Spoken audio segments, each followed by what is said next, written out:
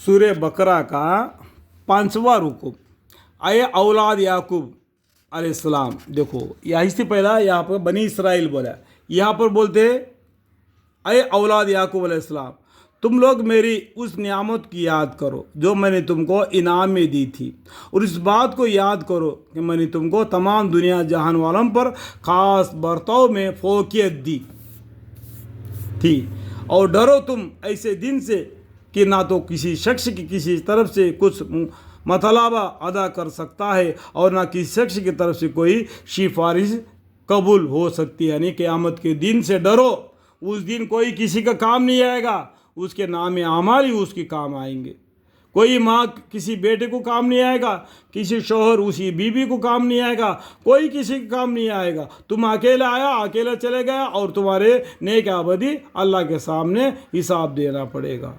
और ना किसी शख्स की तरफ से कोई मुआवजा लिया जा सकता है। कोई दुनिया में बोलते हैं लंचम, वह लंचम काम नहीं आता है। और ना उन लोगों की तरफ से फदारी चल सकेगी, मतलब एक दूसरे को सिफारिश करना, ये दुनिया में है, ये अल्लाह के सामने नहीं। वह बिल्कुल हक बात पर आएंगे, नाम अमल पर। अल्लाह हमें माफ़ फरमाए, हमारे गुनाहों को पर्दाफोशी फरमाए। मेरे हक़ में मेरे बीवी, मेरे बच्चे, मेरे पूरे ख़ानदान वसीला ता क़यामत नस्ल ब नस्ल, नस्ल ब नस्ल, इन सब के हक़ में मैं अभी दुआ मांगता हूँ कि अल्लाह हमारे गुनाहों को माफ़ फरमा, हमारे गुनाहों को पर्दाफोशी फरमा। तेरी रहमत से हमारी नेकी का पल्ला भारी फरमा कर तेरी रहमत से जन्नतुल फिरदौस अता फरमा। या अल्लाह पैगम्बर सल्लल्लाहु अलैहि वसल्लम की सदक़े तुफ़ैल में मेरे दुआ को कबूल मंजूर फरमा, आमीन। और वह लोग जबा ना माना याद करो जबकि रहाई दी हमने तुमको मतलाकिन फ़िरौन से, जो फ़िक्र में लगे रहते थे, तुम्हारे सख्त आज़री के गले काटते थे। फ़िरौन ने क्या करता था, मर्द बच्चों को गले काटता था, औरत बच्चों को जिंदा छोड़ देता था उनकी झाड़ू पोछा करवाने के लिए।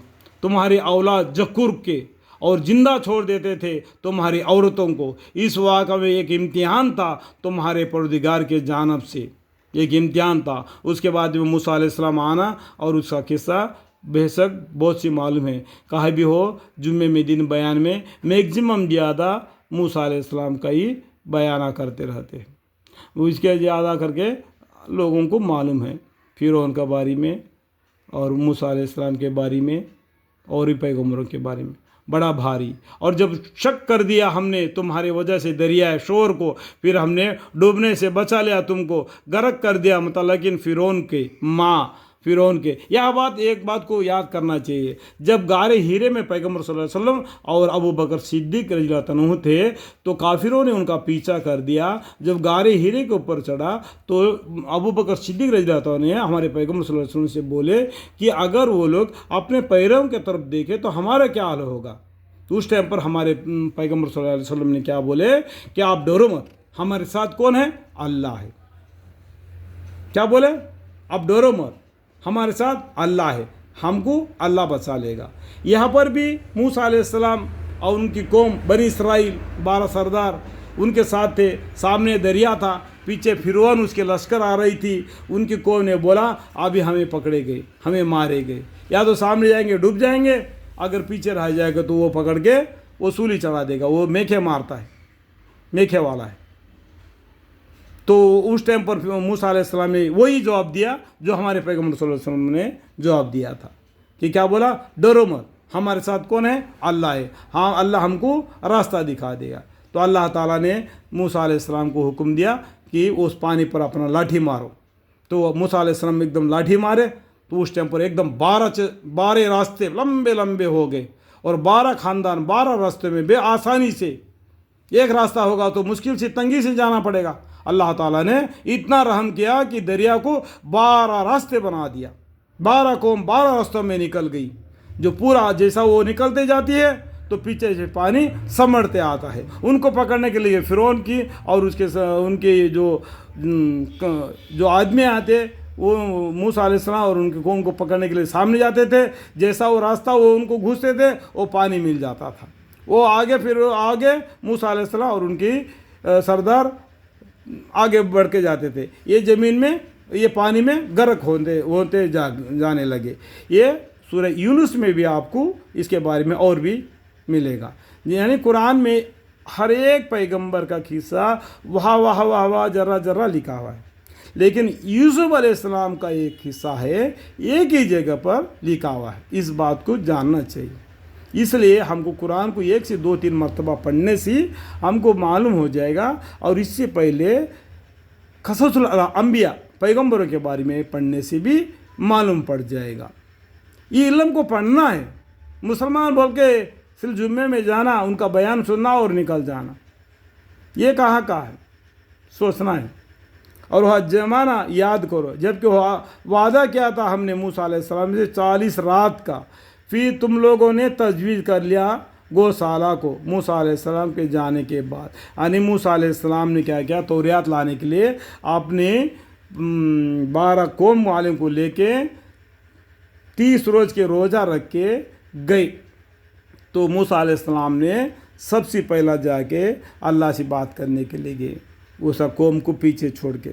تو موسیٰ علیہ السلام سے اللہ نے بولے آپ پہلے کیوں آئے، اپنا قوم کو کیوں نہیں لے کے آئے، تو واپس جاؤ اور 10 دن روزے رکھ کے آؤ۔ یعنی تب 40 دن ہو گئے، 40 دن روزے رکھ کے اور 10 روز پیچھے کس لیے آنا بول کے وہی جھاڑ پتے وہ پودے کھا کے وہ لوگ 10 روز وہی زندگی گزار کے اللہ سے ملنے کے لیے گئے۔ تو موسیٰ علیہ السلام نے بولا، ان کے قوم نے بولے کہ ہم اللہ کو دیکھنا چاہتے ہیں۔ تو موسیٰ علیہ السلام نے اللہ سے درخواست کی، یا اللہ ہمیں آپ کو دیکھنا چاہتے ہیں۔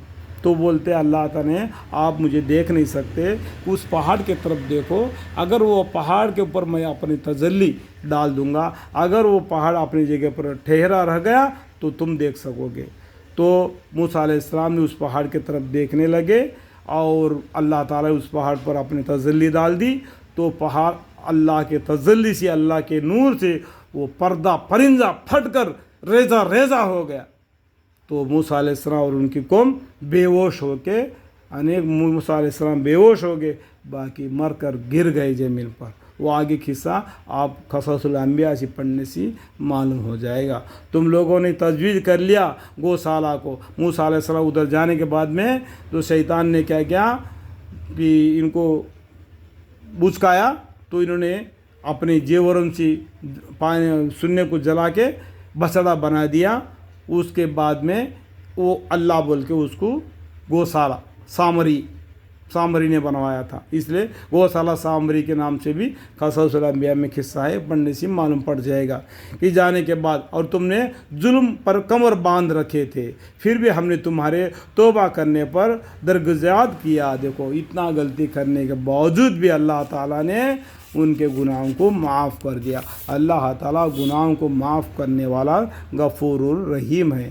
کیا تم نے اتنی بڑی بات ہوئے پیچھے اس توقع پر کہ تم احسان مانو گے؟ اتنا بڑا غلطی ہونے کے باوجود بھی اللہ تعالیٰ نے تم کو بجائے سزا دینے کے تمہارے گناہوں کو معاف کر دیا، اس لیے کہ تم اس کے بعد میں احسان مانو گے۔ اور وہ زمانہ یاد کرو جب دی ہم نے موسیٰ علیہ السلام کو کتاب توریات موسیٰ علیہ السلام پر نازل ہوا تھا، زبور داؤد علیہ السلام پر، انجیل عیسیٰ علیہ السلام پر، قرآن محمد صلی اللہ علیہ وسلم پر، اور فیصلہ کی چیز اس توقع پر کہ تم راہ پر چلتے رہو، اس زمانے میں توریات پر عمل کرو۔ اور وہ زمانہ یاد کرو جب موسیٰ علیہ السلام نے فرمایا اپنی قوم سے کہ اے میری قوم، بے شک تم نے اپنا بڑا نقصان کیا۔ کیا نقصان کیا؟ گوشالہ کو بنوا کے اللہ کو چھوڑ کر وہ گائے کو پوجا کرنے لگے۔ اپنی اس گوشالہ پرستشی کی تجویز سے تم اب اپنے خالق کی طرف متوجہ ہو۔ خالق کون؟ اللہ کی طرف، جس نے تم کو پیدا کیا اس کے طرف متوجہ کرو، اور یہ غلط کام کو چھوڑ دو، پھر بعض آدمی بعضوں کو قتل کرو۔ یہ عمل در عمد تمہارے لیے بہتر ہوگا۔ اتنا بڑا غلطی کیا، اس طریقے سے موسیٰ علیہ السلام نے بول دیا۔ اس کا پورا معنی مجھے بھی نہیں معلوم، اللہ مجھے معاف فرمائے۔ تمہارے خالق کے نزدیک پھر حق تعالیٰ تمہارے حال پر اپنی ہدایت سے متوجہ ہوئے، بے شک وہ تو ऐसी ही है कि तौबा कबूल कर लेते हैं और इनायत फरमाते हैं। देखो अल्लाह ताला इतना गलती करने के बावजूद भी, पैगंबर वो उम्मत को समझाने के बावजूद अल्लाह ताला उनकी गलतियों को माफ़ फरमा दिया और उनको इनायत फरमाया। और जो तुम लोगों ने यूँ कहा कि ए मूसा अलैहिस्सलाम हम हरगिज़ ना मानेंगे तुम्हारे कहने से, यही तक कि हम खुद देख ले अल्लाह ताला को एलानिया तौर पर, तो उस गुस्ताखी पर आ पड़ी तुम पर कड़क बिजली और तुम इसका आना अपनी आंखों से देख रहे थे। फिर हमने तुमको जिंदा कर उठाया तुम्हारे मर जाने के बाद इस तौका पर कि तुम एहसान मानो। मूसा अलैहिस्सलाम क्या बेहोश हो गए, बाकी 12 सरदार तो मर गए थे। फिर अल्लाह ताला ने होश में लाया मूसा अलैहिस्सलाम को और उन्होंने अल्लाह से दुआ मांगी तो मरे हुए वो 12 सरदार जिंदे हो गए। देखो ये पहला मर्तबा यहाँ पर कुरान में लिखा हुआ है। तो उनको मरे हुए को जिंदा कर दे उठाया, फिर हमने तुमको जिंदा कर उठाया, या ये पहला मर्तबा। कितने आदमी मूसा अलैहिस्सलाम बेहोश हुए थे, उनके 12 सरदार मर गए थे। उनको मरने के बाद इस तौका पर कि तुम एहसान मानो, उनको जिंदा कर दिया। यहाँ पर देखो मरकर जिंदा कितना हो गए।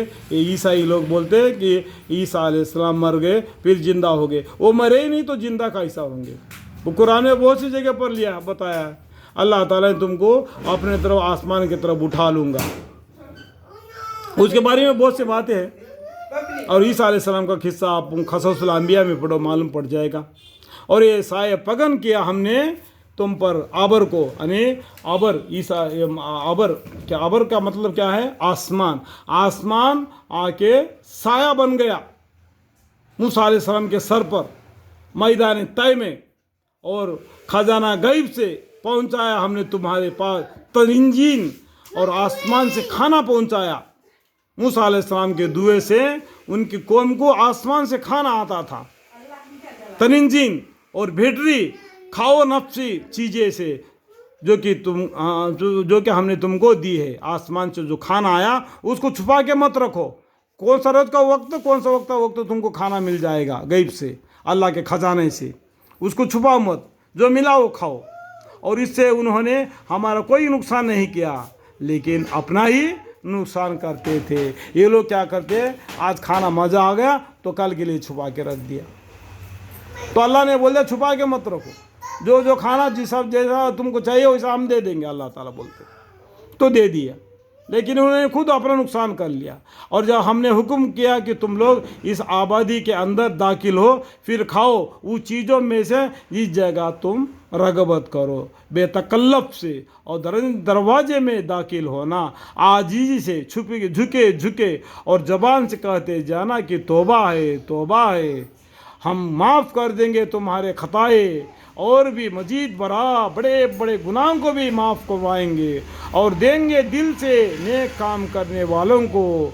सो बदल डाला उन जालिमों ने एक और कलमा जो खिलाफ था इस कलमा के जिसके कहने की उनसे फरमाइश की गई थी, उस पर हमने नाजिल की उन जालिमों पर एक आफत समावी, आसमान के तरफ से एक आफत आ गया इस तरीके से गुनाह करने के वजह से। इस वजह से कि वह अदल हुक्मी क्या करते हैं, अदुल हुक्मी क्या कहते हैं, हुक्म को नहीं मानना, उसको अदुल हुक्मी बोलते हैं। अल्लाह को हुक्म को नहीं मानकर अपना ज़िंदगी बसर कर देते थे। यहाँ तक सूरह बकर का 5वां रुकू ख़त्म हो गया। इस मानी के दरमियान में मेरी बोलचाल में, मेरी इल्म में जो भी गलती कमियां हो गए तो अल्लाह ताला मुझे माफ़ फरमाए।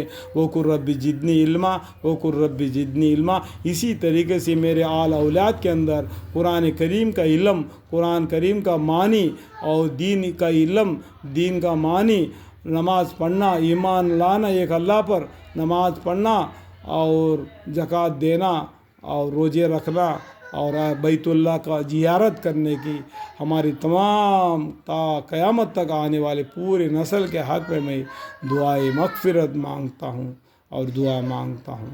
अल्लाह ताला मेरी दुआ को कबूल मंजूर फरमाए। हज़रत मोहम्मद मुस्तफ़ा सल्लल्लाहु अलैहि वसल्लम के सदक़े तुफ़ैल से आमीन सुम्मा आमीन वल्हम्दुलिल्लाहि रब्बिल आलमीन।